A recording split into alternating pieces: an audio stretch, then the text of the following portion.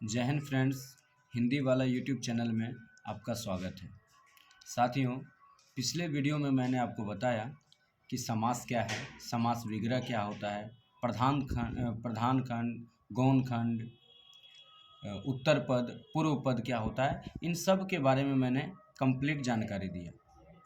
आज मैं समास के भेद के ऊपर चर्चा करूँगा। तो स्टार्ट करते हैं।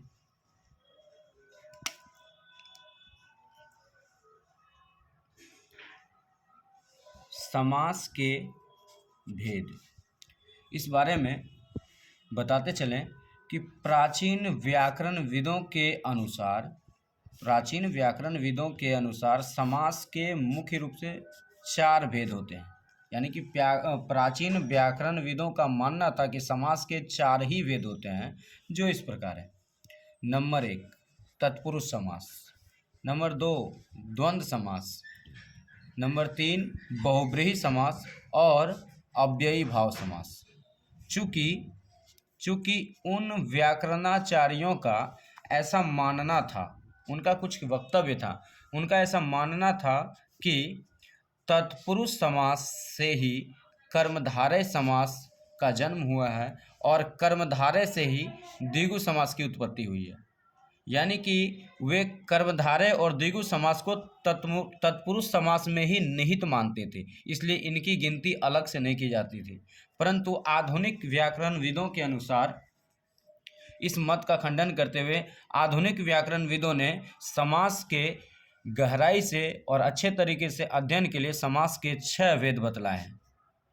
अतः इस प्रकार आधुनिक व्याकरण शास्त्रियों के अनुसार अब समास के मुख्यतः 6 भेद होते हैं, जो इस प्रकार है। नंबर 1 तत्पुरुष समास। अब तत्पुरुष समास क्या है, इस बारे में जानते हैं। इसकी परिभाषा है कि जिस समासिक शब्द का, समासिक शब्द क्या होता है मैंने पिछले वीडियो में बतलाया था। तो जिस समासिक शब्द का अंतिम खंड अर्थात उत्तर पद, अंतिम खंड जिसे हम उत्तर पद भी कह सकते हैं, उत्तर पद प्रधान हो, उसे तत्पुरुष समास कहते हैं या वो तत्पुरुष समास कहलाता है। दूसरे शब्दों में हम इसे परिभाषित कर सकते हैं कि वैसा समासिक पद जिनके विग्रहित रूप, यानी कि उस समासिक पद को जब विग्रह करेंगे तो विग्रहित पद किसी न किसी कर्ता कारक चिन्ह, कर्ता कारक यानी कि कारक का एक सेपरेट वीडियो मैं उपलब्ध कराऊंगा। तो किसी न किसी कर्ता कारक चिन्ह से जुड़े हो या बंधे हो तत्पुरुष समास कहलाता है। अब ये कर्ता कारक चिन्ह क्या हो गया, तो कर्ता ने कर्म को करण से, इस तरह से इस क्रम में आगे बढ़ेंगे। वो उसके ने चिन्ह का प्रयोग, को चिन्ह का प्रयोग, से चिन्ह का प्रयोग अगर किया गया हो समासिक पदों में, उसकी बात की जा रही है यहाँ पे। जैसे मन चाहा, तो मन चाहा का जो विग्रह रूप है तो मन से चाहा, यहाँ से क्या है, कर्ता कारक चिन्ह है। रथ चालक, तो रथ को चलाने वाला या रथ का चालन करने वाला, तो यहाँ को आए या का आए, ये कैसा चिन्ह है, तो ये कर्ता कारक चिन्ह है और ये दोनों पद कर्ता कारक चिन्ह से बंधा हुआ है या जुड़ा हुआ है, संलग्न है।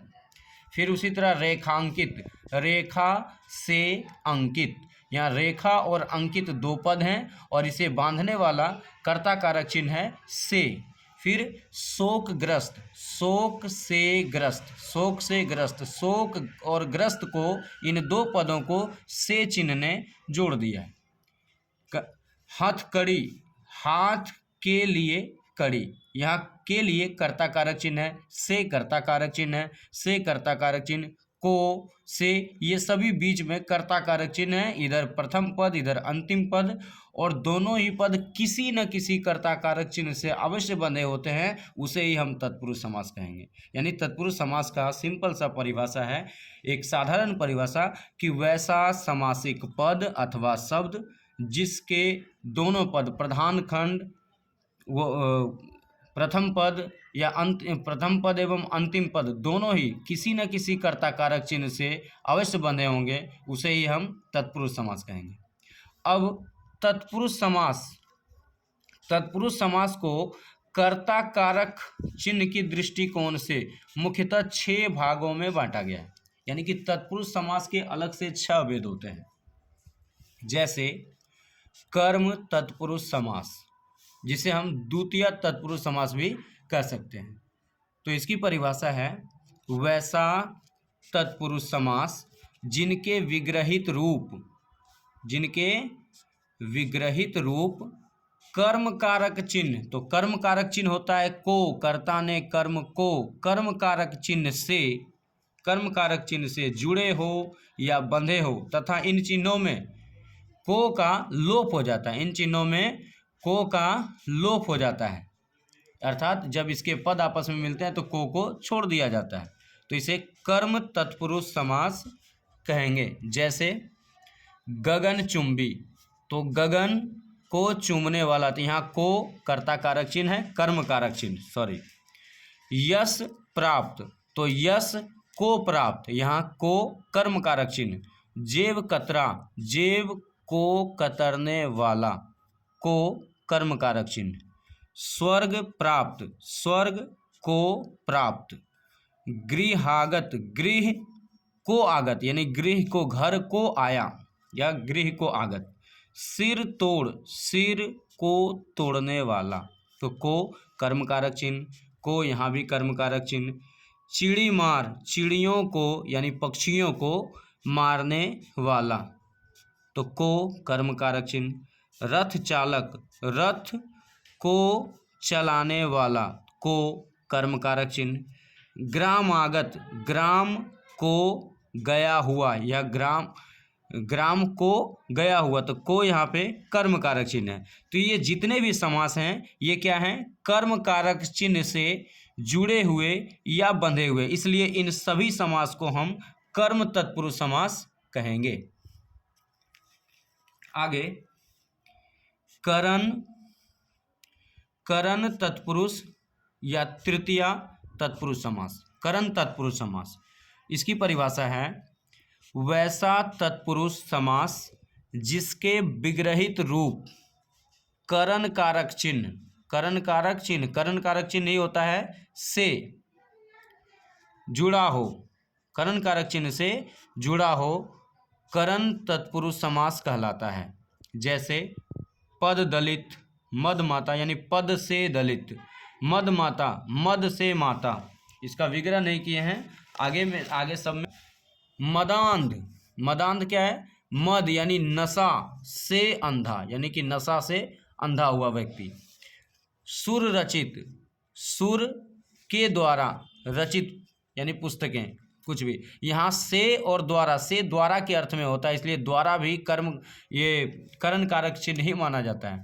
तुलसी कृत यानी तुलसी द्वारा कृत रचनाएं, की गई रचनाएं।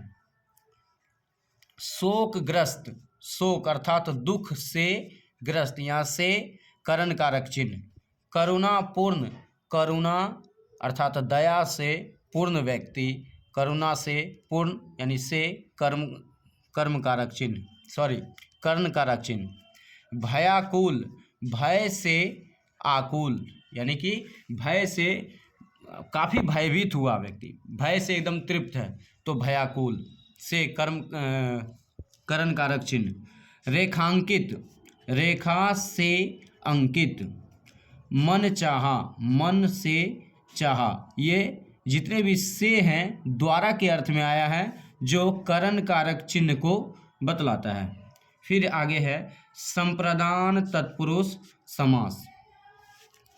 तो इसकी परिभाषा है वैसा तत्पुरुष समास जिनके समस्त पद, ध्यान दें, वैसा तत्पुरुष समास जिनके समस्त पद क्या हो, संप्रदान कारक चिन्ह। आखिर संप्रदान कारक चिन्ह होता है के लिए, तो संप्रदान कारक चिन्ह से जुड़े हो, संलग्न हो या बंधे हो, उसे हम संप्रदान तत्पुरुष समास कहेंगे या संप्रदान तत्पुरुष समास कहलाता है। इसका एग्जाम्पल देखते हैं, जैसे प्रयोगशाला, तो प्रयोग के लिए शाला, यानी कि शाला पर्यायवाची हो गया घर, आलय का, तो यहाँ के लिए संप्रदान कारक चिन्ह है और के लिए से प्रयोग और शाला ये दोनों जुड़े हुए हैं, इसलिए प्रयोगशाला का संप्रदान तत्पुरुष समास हुआ। फिर स्नान घर, स्नान के लिए, स्नान करने के लिए घर, तो यहाँ यह भी के लिए यानी कि संप्रदान कारक चिन्ह से जुड़ा हुआ है। फिर उसी तरह यज्ञशाला, यज्ञ के लिए शाला। युद्ध भूमि, युद्ध के लिए भूमि। गौशाला, गौ गाय को रखने के लिए शाला। रणभूमि, रण के लिए भूमि। हथकड़ी, हाथ के लिए कड़ी यानी हाथ बांधने के लिए कड़ी। परीक्षा भवन, परीक्षा के लिए भवन। डाक गाड़ी, डाक के लिए गाड़ी। देशभक्ति, देश के लिए भक्ति। विद्यालय, विद्या के लिए आलय। रसोई घर, रसोई के लिए घर। उसी तरह भोजनालय, भोजन के लिए आलय। तो इसमें ये सारे समास में ये सभी समस्त पदों, ये सारे समस्त पद क्या हैं? के लिए अर्थात संप्रदान कारक चिन्ह से जुड़े हुए हैं, इसलिए इन सभी समास को हम संप्रदान तत्पुरुष समास कहेंगे। फिर आगे अपादान तत्पुरुष समास। अब ये अपादान तत्पुरुष समास क्या है, इस बारे में जानते हैं। वैसा तत्पुरुष समास जिनके समस्त पद अपादान कारक चिन्ह से, अपादान कारक चिन्ह होता है से, किस अर्थ में? तो जुदाई के अर्थ में या अलगाव के अर्थ में। से करण इधर देखो, करण कारक चिन्ह का भी, करण कारक चिन्ह भी से होता है, लेकिन यहाँ क्या है? द्वारा के अर्थ में। लेकिन अपादान कारक चिन्ह का भी अर्थ से होता है, परंतु यहाँ जुदाई को दिखलाता है, अलगाव को दिखलाता है। इनका अर्थ अलगाव के अर्थ में जुड़े होते हैं। तो इसका परिभाषा फिर से पढ़ते हैं। वैसा तत्पुरुष समास जिनके समस्त पद अपादान कारक चिन्ह से अर्थात जुदाई या अलगाव के अर्थ में जुड़े होते हैं, अपादान तत्पुरुष समास कहलाता है। इसका एग्जाम्पल देखते हैं। जैसे धनहीन, तो धन से हीन यानी कि धन किसी व्यक्ति से धन अलग हो गया, धन से वह व्यक्ति हीन हो गया, धन उसके पास नहीं रहा, तो धन हीन, तो धन से हीन। यहाँ धन क्या है? जुदाई के अर्थ में, ये से जुदाई के अर्थ में दिखा रहा है। पथ भ्रष्ट, कोई व्यक्ति है जो अपने पथ से, सुमार्ग से भ्रष्ट हो गया, भटक गया, तो पथ से भ्रष्ट यानी अच्छे मार्ग से वह जुदा हो गया। ऋण मुक्त, ऋण से मुक्त, किसी को ऋण से मुक्ति मिल गई यानी कि ऋण से वह व्यक्ति अलग हो गया, यहाँ ये से अलगाव को दिखला रहा है। गुणहीन, गुण से हीन। पदच्युत यानी पद से च्युत यानी कि त्याग दिया गया, यानी उन्हें पद से हटा दिया गया, पदच्युत कर दिया गया यानी कि पद से उन्हें अलग कर दिया गया, यहाँ से अलगाव को दिखला रहा है। देश निकाला, देश से निकाला। पाप मुक्त, पाप से मुक्त। रोग मुक्त, रोग से मुक्त। भारहीन, भार से हीन। जल विहीन, जल से विहीन। भय मुक्त, भय से मुक्त। रूपहीन, रूप से हीन। जन्मांध, जन्म से अंधा यानी कि कोई व्यक्ति है जो जन्म से ही अंधा है, यानी उसकी आंखें, उसके शरीर यानी उसकी आंखें जुदा हैं उससे, जन्म से अंधा, यहाँ से जुदाई के अर्थ में दिखा रहा है। बलहीन, बल से हीन। तो ये सब में, ये सभी समास में, ये जितने भी समस्त पद हैं, इसमें ये इसके विग्रहित रूप से यानी अपादान तत्पुरुष समास का जो चिन्ह है, अपादान कारक चिन्ह से जुड़ा हुआ है, संलग्न है, लेकिन यहाँ यह से जुदाई के अर्थ में दिखा रहा है, इसलिए इसे हम अपादान तत्पुरुष समास मानेंगे। अगला है संबंध तत्पुरुष समास। अब ये संबंध तत्पुरुष समास क्या है, इसे समझते हैं।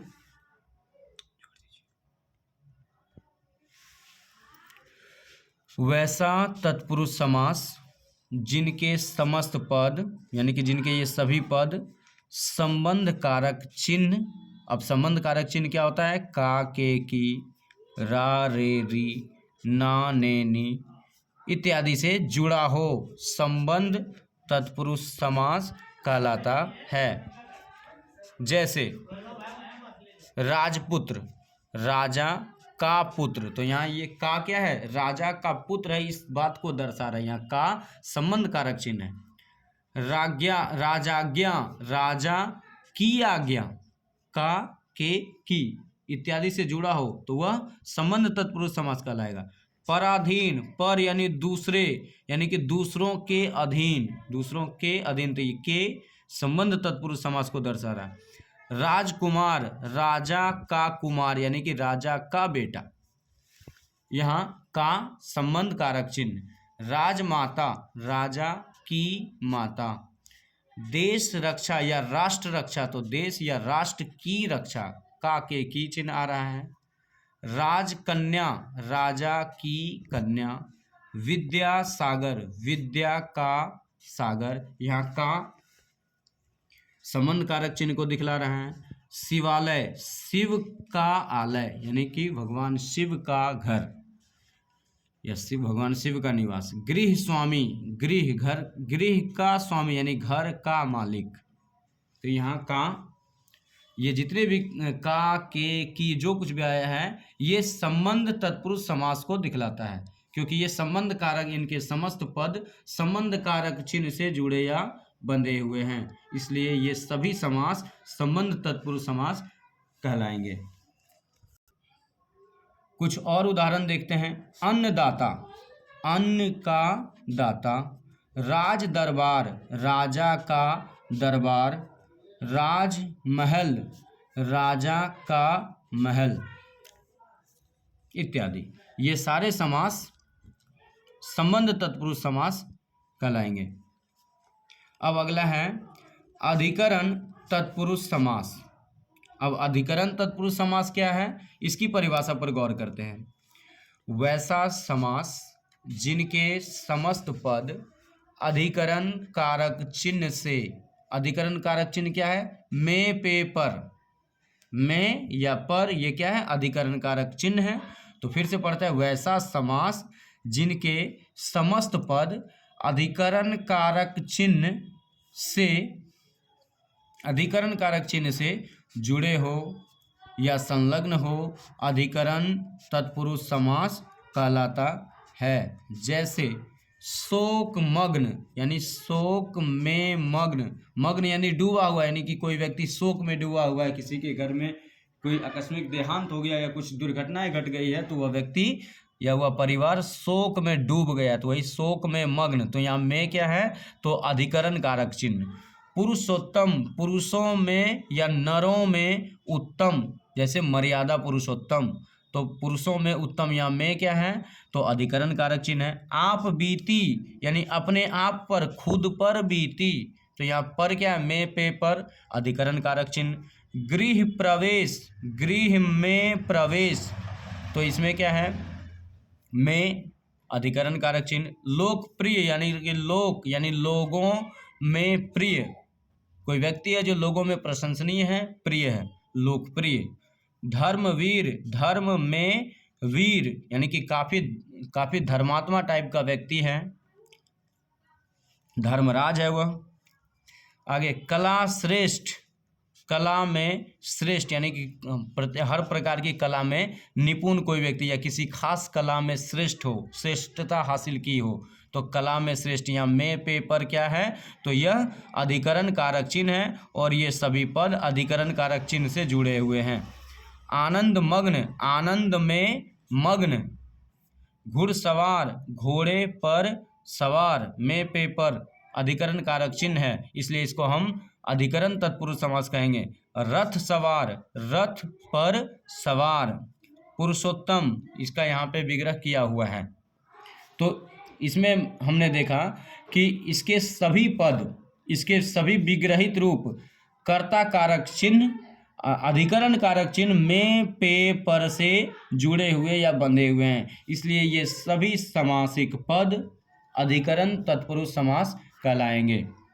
साथियों, एक बात के लिए माफ़ी चाहूँगा, वीडियो का क्वालिटी कुछ अच्छा नहीं रह पा रहा है, हो सकता है कि कुछ धुंधला दिखाई दे, जिसमें मैं सुधार करने की का हर संभव प्रयास करूँगा और इसका सेटअप मैं सही कर रहा हूँ।